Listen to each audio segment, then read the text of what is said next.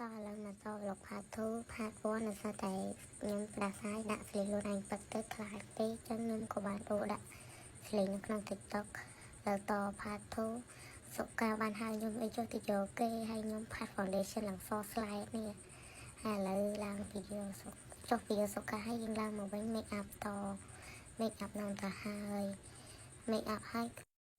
អើសុកាជួយពាក់សក់ឲ្យវាសខ្ញុំអាហាពាក់សក់នឹងរៀងវិកវីយក ឲ្យគាត់ពាក់ឲ្យនេះសកម្មភាពសុខាអត់គៀបជួយគៀបស្អុយសារតិក្រុមតកចុះហើយក៏ចុះមកយកថៃគីដើម្បីទៅមើលកូននេះបងណាក់ណាហើយនឹងបងមកកាបងយូណាដែលជាកែមានបងផ្សេងទៀតផ្លេចឈ្មោះឲ្យជាស្រ័យបងអូយបងណាក់ណាជួយទៅហើយនេះជាការដល់ workshop របស់ខ្ញុំដល់ទៅមិនទេអត់ជួយខ្លួនឯងដែរ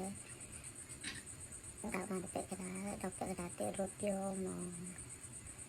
ហើយក៏បានគេពេលយកតិចហ្នឹងទៅផ្លេចថតពីអ្នកសុខានឹងដឹងជាស្អីទេកាន់កម្លាំងលើខ្ញុំតែស្ញៀមមកអូយខ្ញុំមានពីអ្នកសុខាមានម្នាក់ទៀតគាត់ cosplay នៅបារាតែខ្ញុំផ្លេចថត finally សុខាបានលេចទៅពីដើរ workshop ហើយខ្ញុំអត់ចាឥឡូវមកឡើងមកលើវិញមកបើកគេតែជាងការថយគាត់ឲ្យនៅពេលដែល cosplay គាត់ដើរ workshop ខ្ញុំបាន sticker គោចូលតែទៅតុក្កតាហូអូបយូតាឥឡូវចុះមកខំវិញលេងហ្គេមចាលេងបន្តមកប្រហែលចាញ់ចាឡើងមកលើវិញអដែរទៅថតមកនឹងការងារអីទេ